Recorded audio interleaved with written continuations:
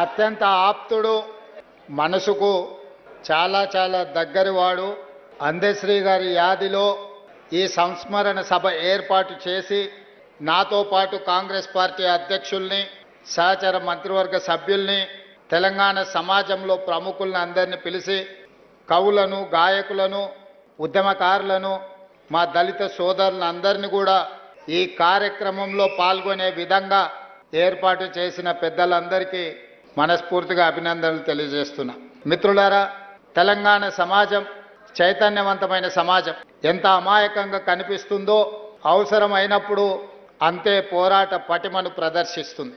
రాచరికం కానీ, ఆధిపత్యం కానీ హద్దు దాటినప్పుడు ఈ తెలంగాణ నేలను చెరబట్టాలని, ఈ తెలంగాణ ప్రజల మీద ఆధిపత్యాన్ని చెలాయించాలనుకున్నప్పుడల్లా ఈ గడ్డ మీద పుట్టిన బిడ్డలైన కవులు, కళాకారులు తమ గళాన్ని, తమ గజ్జెను, తమ దుప్పటికి దుమ్ము దులిపి దిగంతాలకు తరిమిన చరిత్ర ఈ తెలంగాణ నేలకుంది. ఆనాడు నిజాం ప్రభువులు ప్రపంచంలోనే ఆగర్భ శ్రీమంతుడుగా ఈ గడ్డ మీద ఆధిపత్యాన్ని శాశ్వతం చేసుకోవడానికి ఈ భూమిని చెరబట్టడమే కాకుండా దళితులను, గిరిజనులను, బలహీన వర్గాల మీద తాను ఆధిపత్యం చెలాయించాలనుకున్నప్పుడు ఆ చెలాయిస్తున్న సందర్భంలో బండెనక బండి కట్టి ఏ బండిలో పోతారో నిజాము సర్కారోడా అని బండి యాదగిరి గలం విప్పితే నిజాం సర్కారు పీఠమే కదిలింది.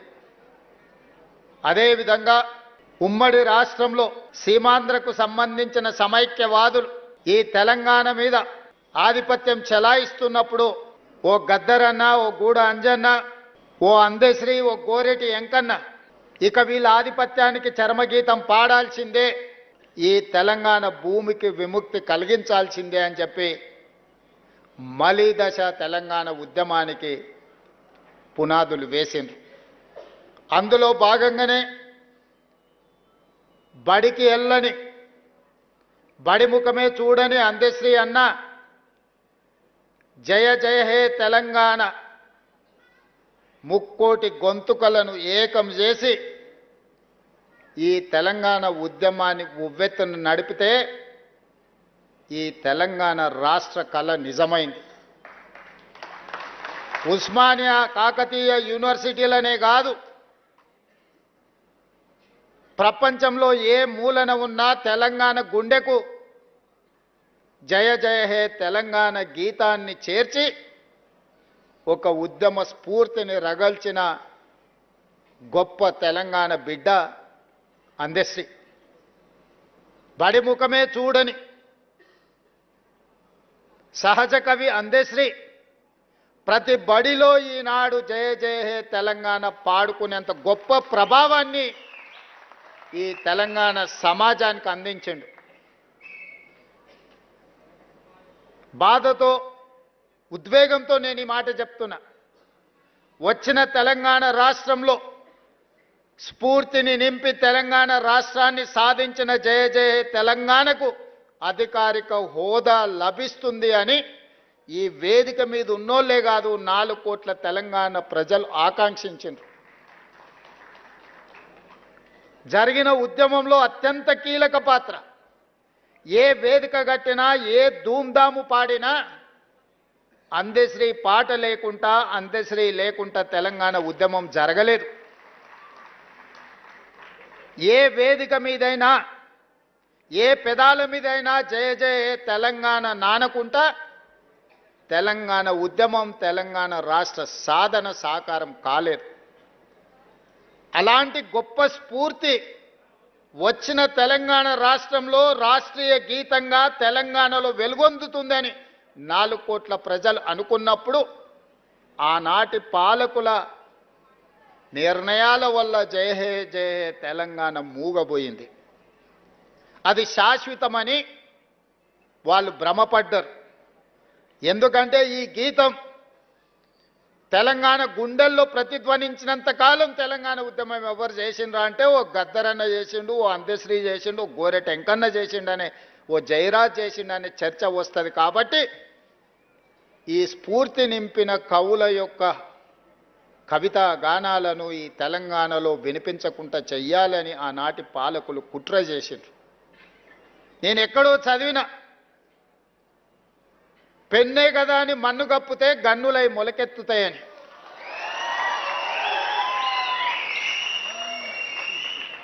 కవి రాసే పెన్నుల మీద మన్ను కప్పితే అవి గన్నులై మొలకెత్తుతాయి, మీ గడీలను కుప్ప కూలుస్తాయన్న నినాదాన్ని నిజాన్ని చేసిండు అందశ్రీ. 10 సంవత్సరాలు మూగబోయి ఉండొచ్చు మీ ఉద్దేశంలో, కానీ తెలంగాణ ప్రజల గుండెల్లో నిత్యం గానమై జయ జయ హే తెలంగాణ జనాలు పాడుకున్నారు. నేను చేసింది ఏమీ లేదు, తెలంగాణ ప్రజలు పాడుకున్నది. 4 కోట్ల తెలంగాణ ప్రజలు కోరుకున్న జయ జయ హే తెలంగాణను రాష్ట్రీయ గీతంగా ప్రకటించడమే కాకుండా ఈనాడు చదువుకునే ప్రతి బడిలో పాడాలి, చదువులు చెప్పే ప్రతి పుస్తకంలో రాయాలి అని ఈ ప్రభుత్వం ప్రజాప్రభుత్వం కాబట్టి నిర్ణయం తీసుకొని ఈనాడు పాఠ్య పుస్తకాలలో మొదటి అంశంగా జయ జయ హే తెలంగాణను చేర్చడం జరిగింది.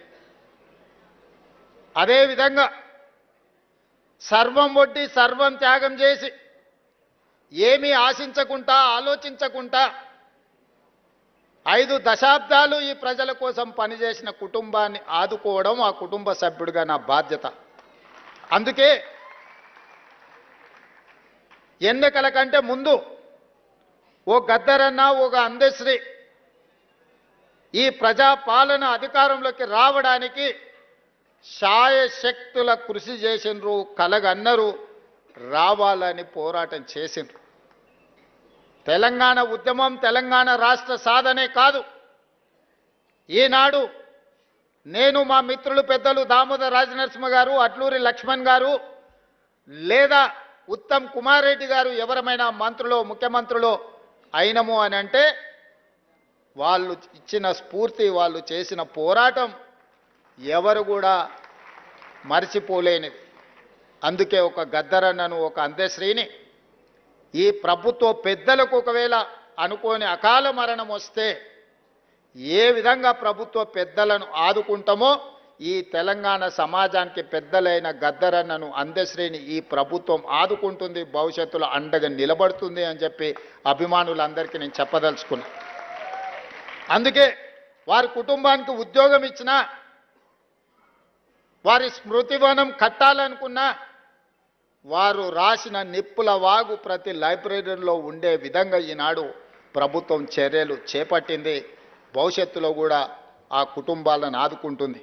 ఇదే కాదు, ప్రభుత్వం వచ్చిన మొదటి సంవత్సరం పూర్తి చేసుకున్న సందర్భంలో 9 మంది తెలంగాణ ఉద్యమకారులను, కవులను, గాయకులను సచివాలయం సాక్షిగా వాళ్ళని సన్మానించుకోవడమే కాదు, వాళ్ళను గుర్తించాలి, వాళ్ళను ఆదుకోవాలన్న ఉద్దేశంతో 300 గజాల ఇంటి స్థలాన్ని, ఎందుకంటే వీళ్ళందరూ నిలువ నీడ లేకుండా ఒకవేళ నీడ ఉన్నా ఆ నీడను తెగనమ్మి తెలంగాణ ఉద్యమంలో వాళ్ళు భాగస్వాములు అయినరు. ఈరోజు వయసు ఉడిగిపోయింది, తిరిగి సంపాదించాలన్న సంపద ఎట్లుంటుందో సంపాదించడం ఎలాగో తెలియలేనంతగా ప్రజలలో మమేకమైపోయిన ఆ 9 కుటుంబాలను ఈరోజు ప్రభుత్వం గుర్తించి వాళ్ళని ఆర్థికంగా ఆదుకోవడమే కాకుండా వాళ్లకు ఇళ్ల పట్టాలు ఇళ్లకు స్థలం ఇవ్వాలని అనుకున్నాం. ఈనాడు ఆ 9 మందికి 300 గజాలు ఒక్కొక్కరికి ఇవ్వడమే కాదు, వాళ్ళ కుటుంబ సభ్యులు ఆత్మగౌరవంతో బ్రతికే విధంగా భారత్ ఫ్యూచర్ సిటీలో అద్భుతమైన ఇండ్లను కట్టించి వాళ్ళకు ఒక రక్షణ, వాళ్ళకు ఒక నమ్మకం కలిగించడానికి మా ప్రభుత్వం చేస్తుంది. ఆ బాధ్యతను మా పెద్దలు దామోదర్ రాజనరసింహ గారు తీసుకోవాల్సిందిగా నేను వారికి సూచన చేస్తున్నా. తప్పకుండా ఆ కార్యక్రమాన్ని తీసుకుంటాం. అదేవిధంగా దళితుల గురించి గ్రామీణ ప్రాంతం నుంచి, వ్యవసాయ కుటుంబం నుంచి వచ్చిన నాకు సంపూర్ణమైన అవగాహన ఉంది. మా భూములు దుక్కి దున్నినా, మా పొలాలలో పంట పండినా, మేము మోతుబరి రైతులుగా సమాజంలో గుర్తింపు పొందిన మా గ్రామంలో ఉన్న దళితులు 100% మాకు అండగా నిలబడ్డారు. కాబట్టే మేము మా గ్రామాలలో రాణించినాం. మీరందరూ ఆశీర్వదించారు కాబట్టే ఈనాడు తెలంగాణ రాష్ట్రానికి ముఖ్యమంత్రినైన విషయాన్ని ఏ వేదిక మీదైనా చెప్పుకోవడానికి నాకేం బేసిజం లేదు. అందుకే అది వర్గీకరణ కావచ్చు, ఇతర విషయాలు కావచ్చు, ఎన్నో రకాల ఒడిదుడుకులు వచ్చిన మా నరసింహులన్న చంద్రబాబు నాయుడు గారితో ఉన్నప్పుడు మొట్టమొదట వర్గీకరణ అమలు చేయించాడు. దేశానికి ఒక మార్గాన్ని ఆ రోజు ఏర్పాటు చేశారు. తర్వాత ఎన్నో అంశాల ప్రాతిపదికన అది మరుగున పడిపోయింది. కానీ ఈనాడు మీ సోదరుడు తెలంగాణ రాష్ట్ర ముఖ్యమంత్రిగా ఈ దేశంలోనే అమలు చేసింది మన రాష్ట్రమే. మీ సోదరుడే. ఇప్పటి వరకు ఏ రాష్ట్రంలో కూడా వర్గీకరణను అమలు చెయ్యలేదు. తూచా తప్పకుండా సాంకేతిక న్యాయపరమైన లోపం లేకుండా 100% మీ అందరి సహకారంతోనే ఈరోజు మీ జాతుల మధ్యలో ఉన్న వైరాన్ని శాశ్వతంగా తొలగించాలి. తాత్కాలికంగా ఎవరికైనా బాధనో దుఃఖమో ఉన్నా శాశ్వతంగా ఇది మిమ్మల్ని అందరినీ ఏకం చేస్తుందన్న ఆలోచనతోని ఏకం చేయాలన్న ఉద్దేశంతో 100% వర్గీకరణను అమలు చేస్తే మొన్న ఎప్పుడూ చదువుకొని డాక్టర్ అనే చదువులోనే జాయిన్ కానీ సామాజిక వర్గానికి సంబంధించి చాలామంది డాక్టర్లుగా మొదటిసారి వచ్చిందని దామోదర్ రాజనరసింహ గారు చెప్పినప్పుడు నాకు సంతోషం కలిగింది. ఈ వర్గీకరణ చిన్న చిన్న ఉద్యోగాలు మీకు తెచ్చిపెట్టడం కాదు. మీరు డాక్టర్లుగా, లాయర్లుగా, ఇంజనీర్లుగా, గొప్ప సైంటిస్టులుగా, ఐఏఎస్లుగా, ఐపీఎస్లుగా రాణించి ఈ రాజ్యంలో, ఈ పరిపాలనలో మీరు భాగస్వాములు కావాలి. తెలంగాణ పునర్నిర్మాణంలో మీరు నిలబడాలి అని నేను 100% విశ్వసించి ముందుకు తీసుకెళ్ళిన. ఇదే కాదు మిత్రులారా, నా మంత్రివర్గంలో 4 దళితులు మంత్రులు ఉన్నారు. స్పీకర్ దళితుడు ఉన్నాడు. ఉమ్మడి రాష్ట్రంలో కూడా 4కి ఇవ్వలేదు. ఇవాళ తెలంగాణలో రెట్లు 3 ఉంటే దళితులు 4 ఉన్నారు మంత్రివర్గంలో. స్పీకర్ ఉన్నారు. 17% జనాభా మీరుంటే 27% మంత్రివర్గంలో ప్రాతినిధ్యం దళితులకు ఈరోజు అందించిన గిరిజనులకు కాకుండానే దళిత సామాజిక వర్గానికి ఈరోజు ఇవన్నీ చేసినాం. దీనికి ప్రధానమైన కారణం శ్రీమతి సోనియా గాంధీ, రాహుల్ గాంధీ గారు మీ పట్ల ప్రేమతో ఉన్నారు, దయతో ఉన్నారు కాబట్టే ఇవన్నీ చేయగలిగినాం. అందుకే మిత్రులారా, చాలా అంశాలు మాట్లాడేది ఉన్నది, తీసుకోవాల్సిన నిర్ణయాలు ఉన్నాయి. యాదగిరి అన్న చేసిన సూచన, నరసింహులు గారు చేసిన సూచన, ఇతర సూచనలు అన్నిటి మీద కూడా వారు సూచించినట్టుగా ఒక ప్రత్యేక సమావేశాన్ని ఏర్పాటు చేస్తాను. రీసెర్చ్కు సంబంధించి మా ఊరోడు మా కాసిం కూడా సూచన చేసిండు. తప్పకుండా ఆ సూచనల నేపథ్యంలో ఒక ప్రత్యేక సమావేశాన్ని ఏర్పాటు చేసి మీరిచ్చిన సూచనల మీద ప్రభుత్వం ఏ రకమైన నిర్ణయం తీసుకోవాలనో తప్పకుండా తీసుకుంటుంది. చివరగా ఒకే ఒక్క మాట, ఎన్ని వజ్రాలున్నా కోహినూర్ వజ్రానికి పోటీ లేదు. దశాబ్దాలే కాదు శతాబ్దాలు గడిచిన వజ్రాల గురించి చర్చించాల్సి వచ్చినప్పుడు కోహినూర్ వజ్రాందే మొదటి స్థానం. కవులు, కళాకారులు ఎంతమంది ఉన్నా ఎవరి గురించి చర్చించినా రేపటి తెలంగాణ చరిత్రలో కవులు, కళాకారుల గురించి మాట్లాడినప్పుడు మా అందశ్రీ అన్న ఒక కోహినూరు వజ్రంగా నిలబడతాడు. అది శాశ్వతం చెయ్యడానికి ఆ కోహినూరు వజ్రాన్ని, వారి కీర్తిని, వారి కుటుంబాన్ని ఆదుకునే బాధ్యత నాది, మా ప్రభుత్వాన్ని తెలియజేస్తూ మీ అందరి దగ్గర సెలవు తీసుకుంటున్న. ధన్యవాదాలు మిత్రులారా.